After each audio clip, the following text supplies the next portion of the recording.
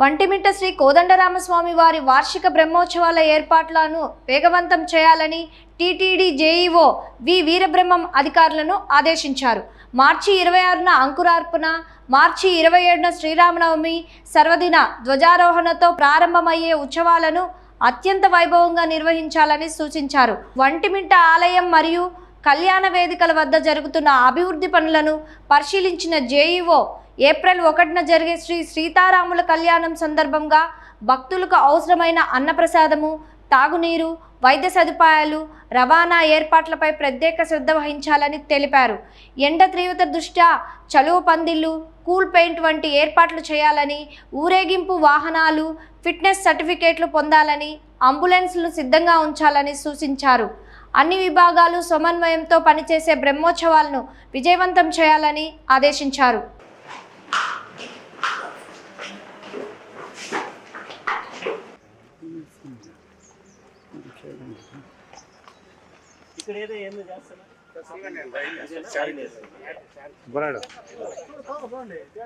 ఇది ఏరియా అంతా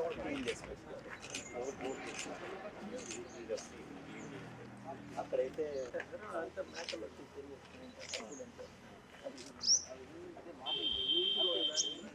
బ్రహ్మోత్సవాలకి ఏంటంటే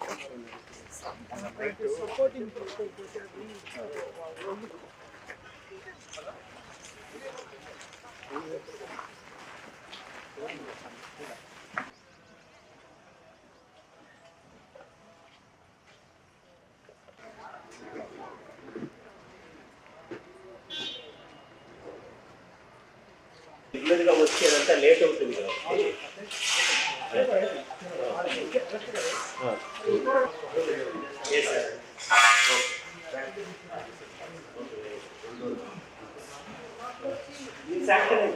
పని చేయండి విజయ్ కుమార్, ఈ పక్క ఆ పక్క చెట్లు పెట్టి ఇప్పుడు ఏం చేస్తారంటే దీన్ని ఏం చేస్తారంటే ప్లాంటేషన్ చేస్తారు. అంటే ఎట్లా ఉండాలంటే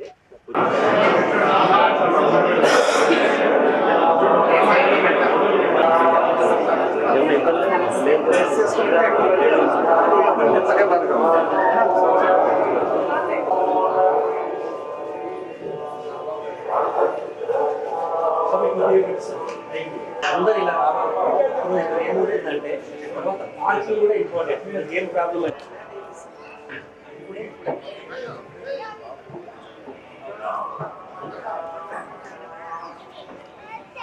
నేను సారికి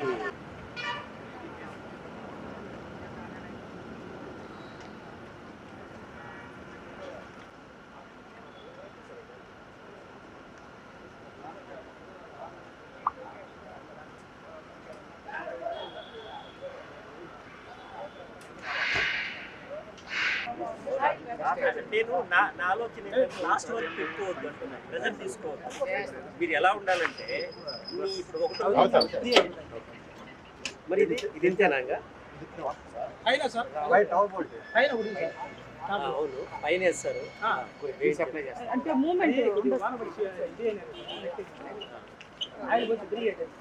ఎందుకంటే మీరు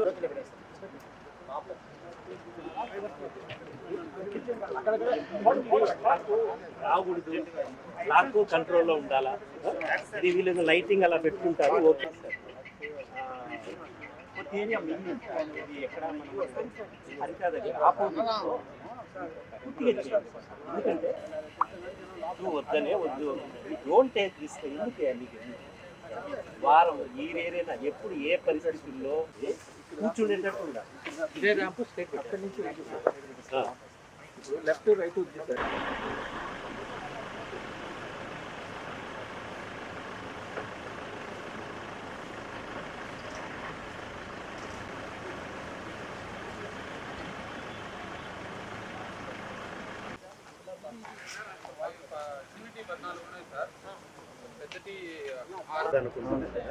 ఇక్కడ కూడా వేరియస్ స్పిరిచువల్ గా ఉండేటన్ని వేస్తే ఈ ఏరియా మొత్తము నీడ పెరుగుతున్నది. రెండోది ఒకటి ఏంటంటే టూరిజం, వాళ్ళ ఆలోచన కూడా వచ్చిన భక్తులు బాగా చెట్లు ఉండి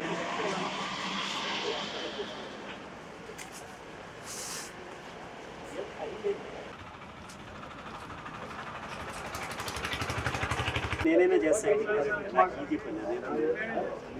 ఓకే, కష్టమైంది.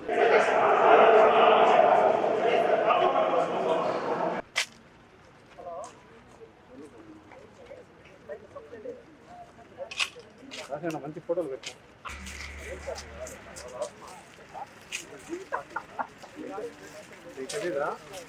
నాకు తెలిసిన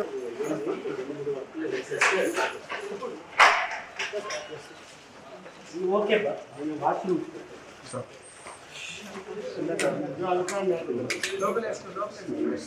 నేను అడిగేది వాష్రూమ్ ఇవి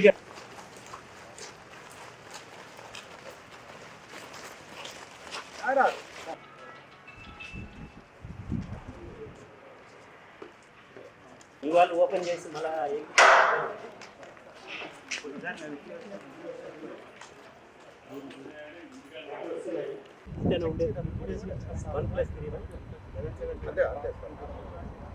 ఇవన్నీ కూడా సాఫ్ట్ కాపీ పెట్టారు. అక్కడికి మీటింగ్ దగ్గరికి వెహికల్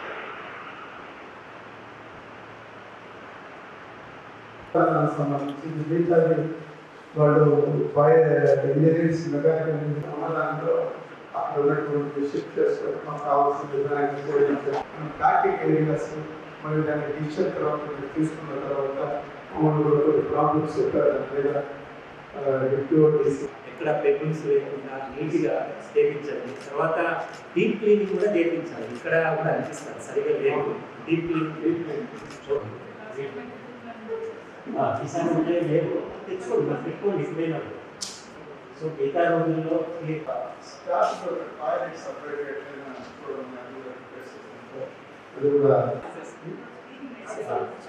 కాసుకోండి. ఇంకేం నడుస్తుంది